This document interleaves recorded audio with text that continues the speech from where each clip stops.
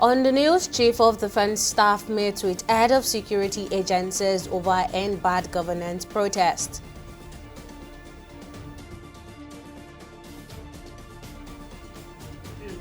Lagos Abuja protest ground deserted on day 6 of end bad governance protest. And court extend order restricting protests to 2 parks in Lagos State.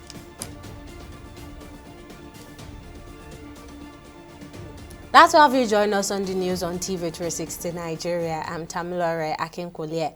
The Chief of Defense Staff, General Christopher Musa, has said that the military and other security agencies are actively hunting for persons behind calls for an undemocratic change of government. Speaking at a joint press briefing with security chiefs on Tuesday at the Defense Headquarters in Abuja, General Musa said that the military is aware that some protesters advocating regime change are being sponsored.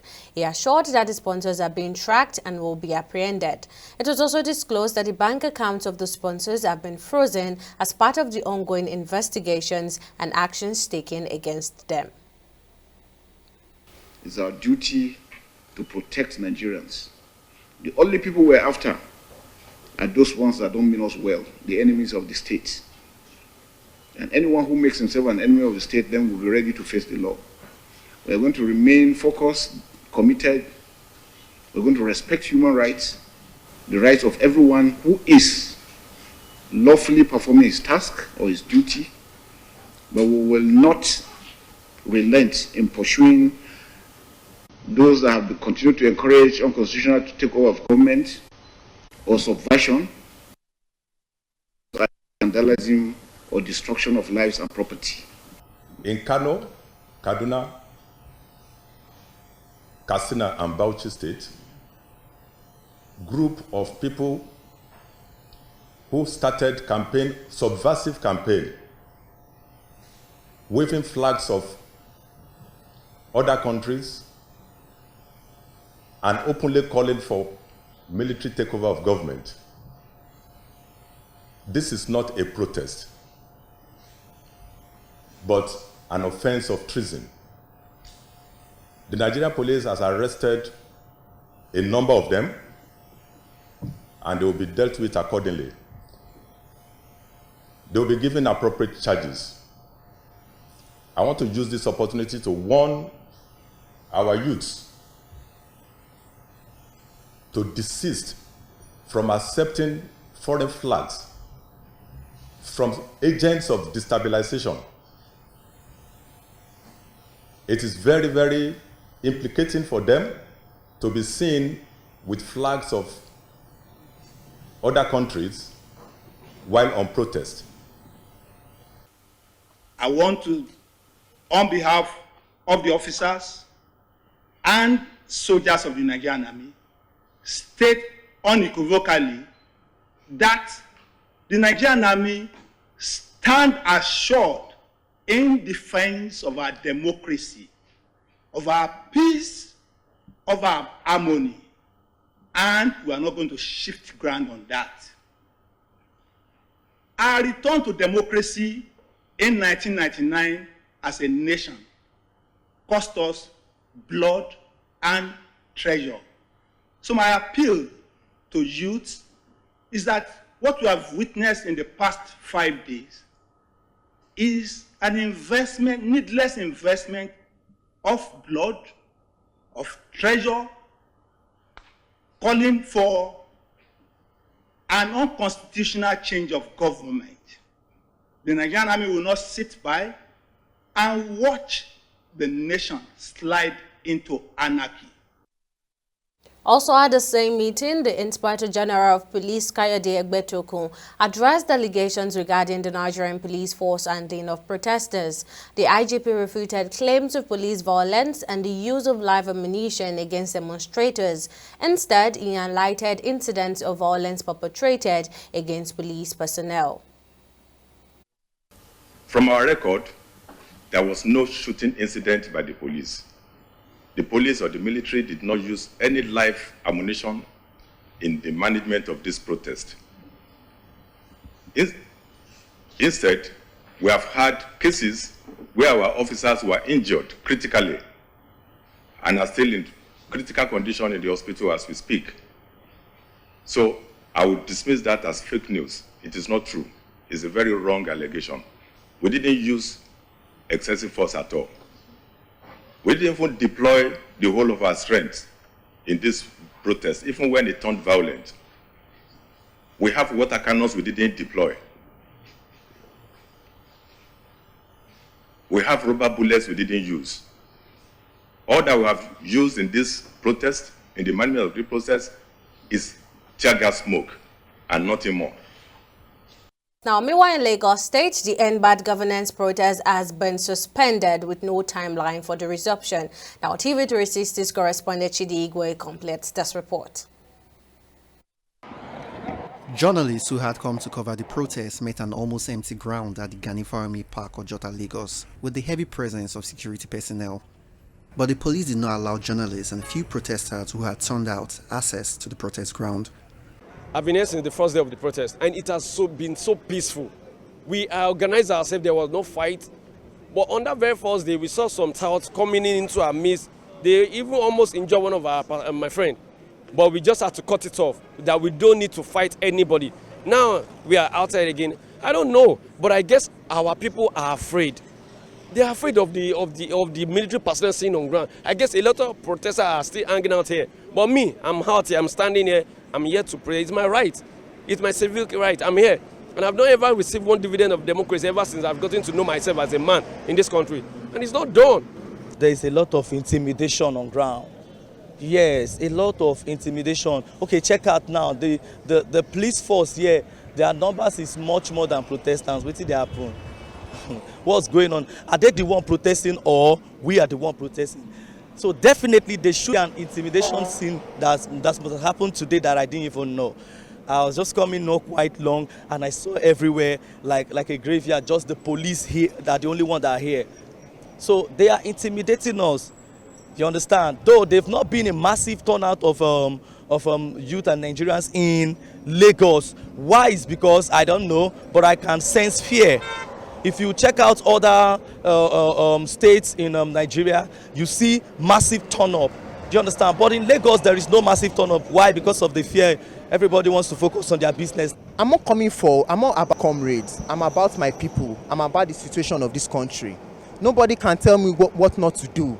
This is our right and we are demanding change. We are demanding change in government. We are demanding change in certain areas. Nobody can come and address people to stay at home because we have already stated that this is a 10 days protest. So nobody can tell me that I should stay at home. I'm coming here for 10 days straight till an action, till something happens, till the government responds to us. So people that have not come out today, I don't know about them, and I didn't even hear that type of information because I was here. I didn't actually hear that information. But even though I heard the information, I can't sit down at home and everything is still happening this way. The national coordinator of the Education Rights Campaign, Hassan Taiwo Soweto, announced the decision to postpone the 6th day of the End Bad Governance protest at the Ganifarami Park in Ojota, Lagos, following a Congress meeting held on Monday. Now, according to Soweto, Tuesday, the 6th of August 2024 has been described as Martyr Day in tribute to those who have died in nationwide protests.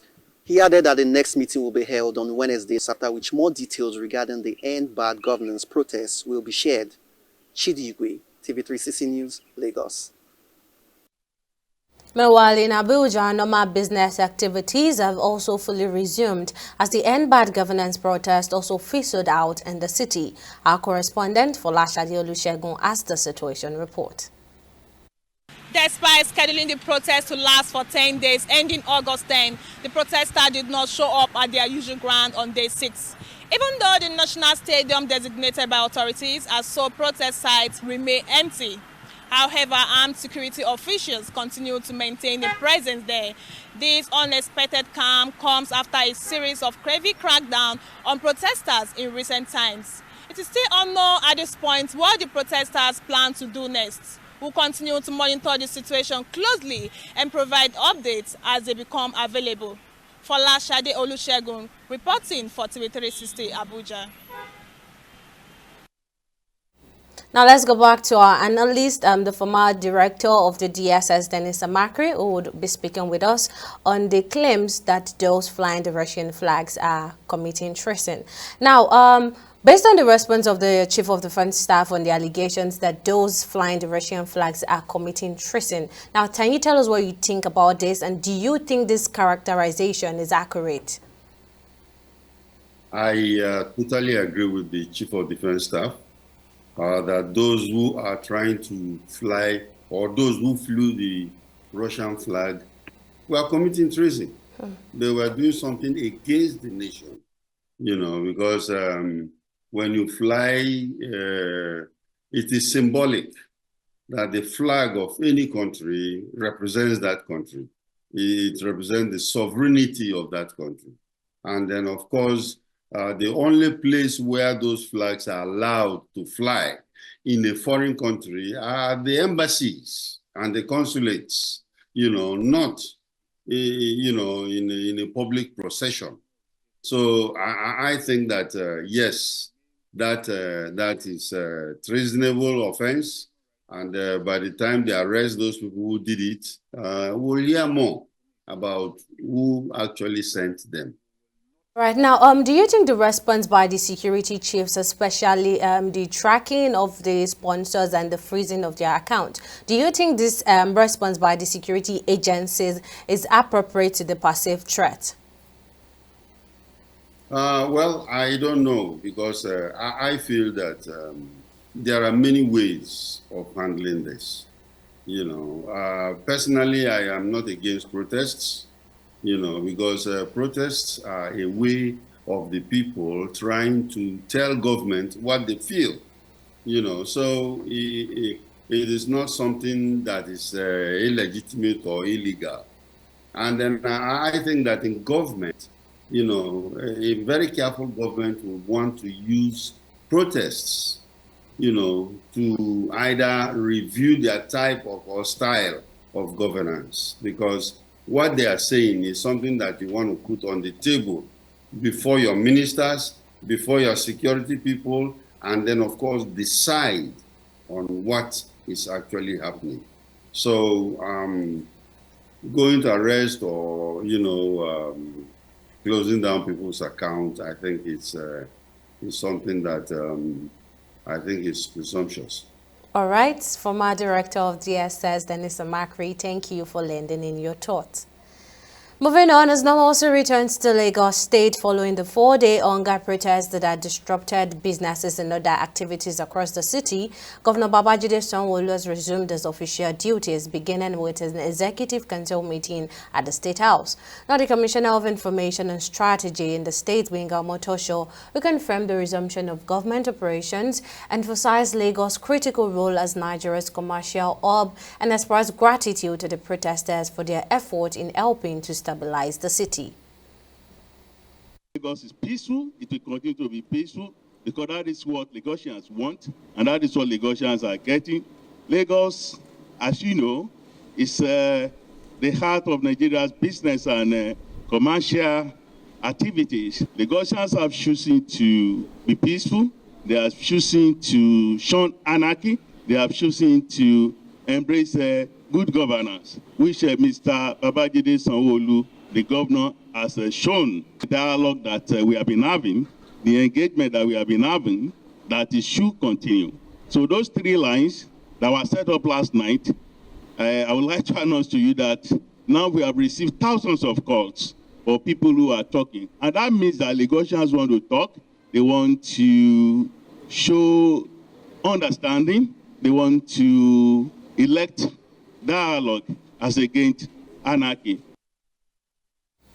Still in Lagos, the State High Court has extended its earlier order restricting protesters of the End Bad Governance campaign in the state to Ganifa Freedom Park and Ojota and the Peace Park at K2. The extension order became necessary after the state complied with the pre-action protocols for preemptive remedies ordered last week by vacation judge Justice Emmanuel Ogundari.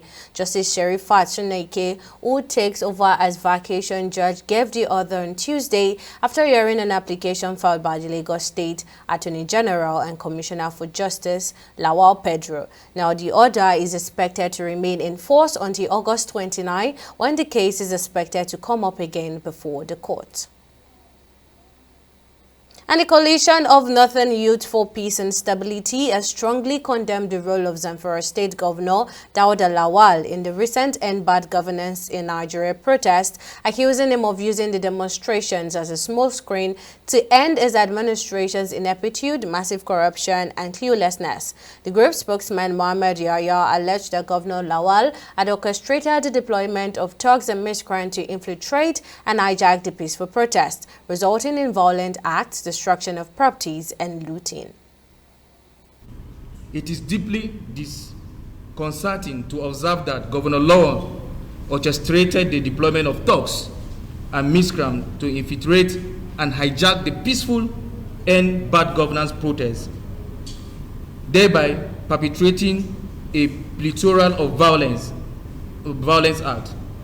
This individual not only targeted and assaulted prominent personalities, but also engaged in the wanton destruction of properties belonging to the APC and innocent citizens of Zamfara State. Furthermore, Governor Dauda Lawal must be held responsible for his role in perpetuating the deceitful and destructive agenda. We advise he desist from fanning the flames of discord instead of focus on combating corruption and addressing the pressing issue of insecurity within the state. By doing so, he can work towards creating a more harmonious and prosperous environment for all citizens of Zamfara State. Dauda Lawal is urged to take immediate action to rein in the alleged PDP miscreant and restore peace in the state. He must cease from exacerbating the tension and instead focus on combating corruption and addressing pressing issue of insecurity that has plagued Zamfara State. We'll go on a short break here, but coming up next, Kamala Harris picks Minnesota governor as running mate for the 2024 U.S. presidential election. We'll bring you details of this story after this break.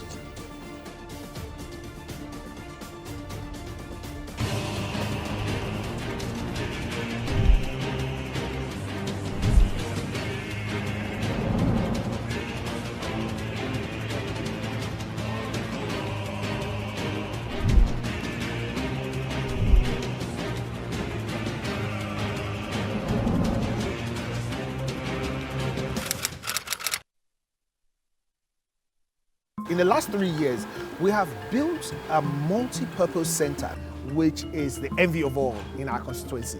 And I can tell you that the people who are living there are already enjoying it. Guy, do you think what this man just said is true? See, I seriously doubt. I'm sure it's one of those their silly lies. And wait, do you know there's a way to find out if these things he's saying is true or not? This is the Construct app. It gives people like us a sure way to track implementation of constituency projects. It gives valid and verified information on location of projects, amounts allocated, amount funded, the level of job done, and even the profiles of concerned legislators. You and I can post directly on this app. Are you serious? This is the go-to app if you want to know how our Commonwealth is being expanded by the government. Wow. Let's even see if what this man said is true. Show me. The Construct app is developed by Other People Nigeria with support from USAID and is available on both Google Play Store and Apple Store. And it's true. Of course, I told you.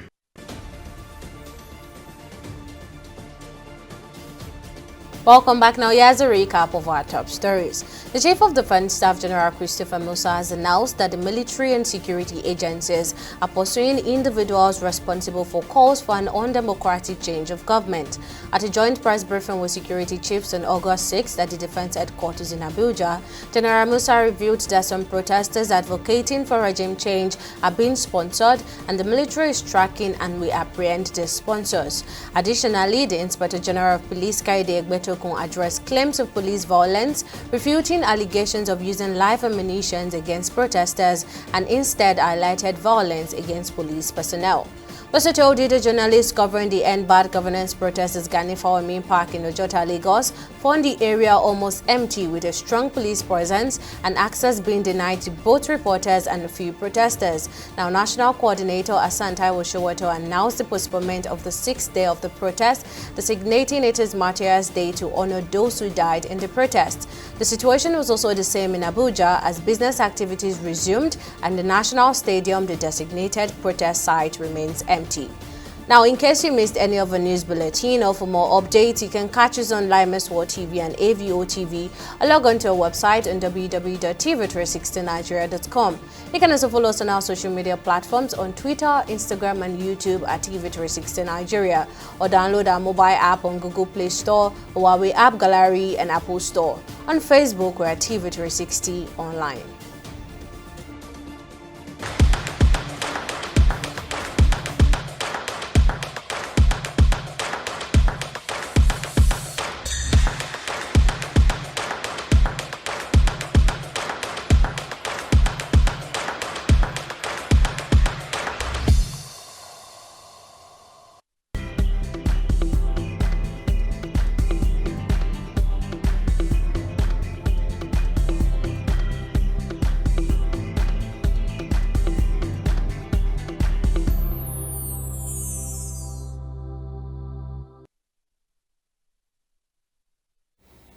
It's time for business news, and joining me on the news to keep us up to speed is Joy Uchejim.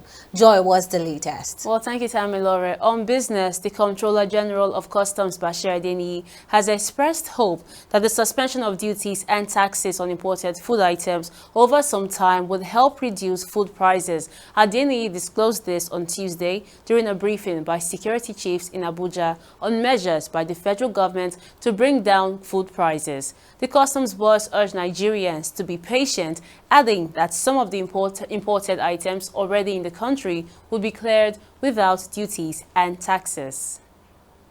One of the things that I recall is the intervention through the distribution of strategic food items, which was released from the National Grain Reserves about a month ago. This was released to all states of the Federation. We also recall that a number of the food items that are consumed in Nigeria are imported. The better part of the components are imported, and importation are not done off the shelf. They take some time before they are done.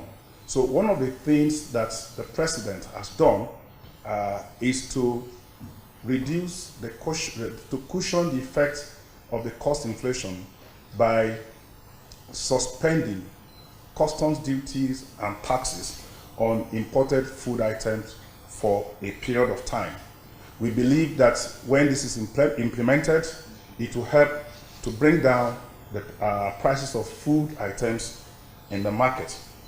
Now, Nigeria Customs is committed to the implementation of this particular fiscal policies as enunciated by government.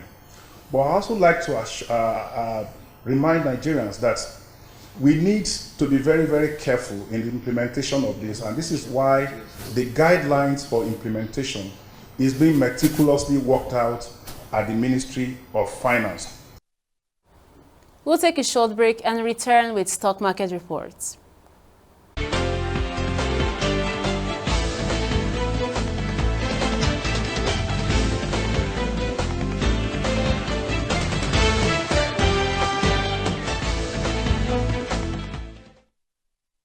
Welcome back. Nigeria's equities market has continued its negative trend on Tuesday by 0.67%, representing about 371 billion naira loss, as investors sold stocks like Eterna, Fitsin Healthcare, and other major laggards on the Lagos bourse. Now, the Boa Cement led the set gainers, coming out last at 128 naira, followed by Thomas Wyatt Nigeria. And at the end of today's trading session on the Nigerian Stock Exchange, a total of 400 449 million volumes of shares in 9,381 deals, corresponding to a market value of about 6.7 billion naira, were traded. On the foreign scene, equities around the world succeeded in their attempts to make a comeback on Tuesday after the previous day's aggressive sell-off, leaving all our equities in the bulls, luckily for them. Now, switching over to the forex, the naira dipped further to trade at 1,607 naira to a dollar on the black market, but the naira gained against the British pounds by a small margin to trade at 2,090 naira, while the euros traded at 1,740 naira. That wraps up our business and stock market reports. Back to you, Tammy, for the rest of the news. Thank you for that update, Joy. Now on the foreign scene, Kamala Harris, the Democratic Party's candidate in the United States presidential election, has chosen Minnesota Governor Tim Walz as a running mate. According to reports, Harris' choice of a progressive policy champion and a plain speaker from America's Heartland on Tuesday is aimed at helping her win over the rural white voters in the November 5th poll. Harris, the first woman and the first black and South Asian person to serve as vice president, considered a broad field of candidates during the fast vetting process in the race for the White House after President Joe Biden ended his re-election bid on July 21st. Still on the foreign scene, at least 109 people were killed during violent unrest in Bangladesh on Monday as the Prime Minister was ousted, police and doctors said, updating an earlier toll. Now, it marks the deadliest day since protests began in early July and brings the total number killed to 409. On Tuesday, Bangladesh President also dissolved the parliament, clearing the way for new election to replace longtime Prime Minister Sheikh Hasina, who resigned and left the country the day before after weeks of violent unrest. A departure came after a week of protest against a quota system for government jobs descended into deadly violence, fueling a broader challenge to our 15-year rule. And finally, on sports, Team Nigeria's trio of Esebrone, Ruth Usoro and Priscilla Ochorongo have qualified for the women's long jump final at the ongoing 2024 Olympic Games. As the first time, 3 Nigerians will be competing in the final of the long jump event at the Olympics. The trio will battle 9 other athletes for medals in the final. And still on sport, with the exception of the women's basketball team, the Tigers, who made history by reaching their first ever quarterfinals of the Olympic Games with a thrilling 79-70 victory over Canada in their final group match on Sunday, setting a semi-final clash with the USA. Team Nigeria's performance at the ongoing Paris game has been largely disappointing. Now, despite the lack of medals so far, sports journalist Tosin Oluwalowo believes that Team Nigeria's performance at the Paris 2024 has met the expectations of many Nigerians. Oluwalowo notes that while the medal count is still empty, some athletes are showing promise and could potentially secure medals in the upcoming event. While I would not use the word impressive for our performance at the Olympics, I can say that we've not done below par. All of the places that all of our expectations are still being met. We have athletes that we expect to be at the medal zone already. And of course, you know that we have the Tigers who we didn't expect, we were not hoping to even win a game at the Olympics, already winning 2 games and qualify for the quarterfinals of the Olympics. So I would just say on a scale of 1 to 10, I would say it's at the moment we are 6/10 on our performance at the Paris 2024 Olympics. I think if I want to pick the factor that has help the Tigers to where they are, I think one of the people we should give that much kudos for what they are doing is their coach, Rena Wakama. Remember that she joined the team just a little around a month just before the African Championship, and a number of their players were not at that FIBA Afrobasket. And that wraps up our bulletin on news now. Many thanks for watching. See you again next time.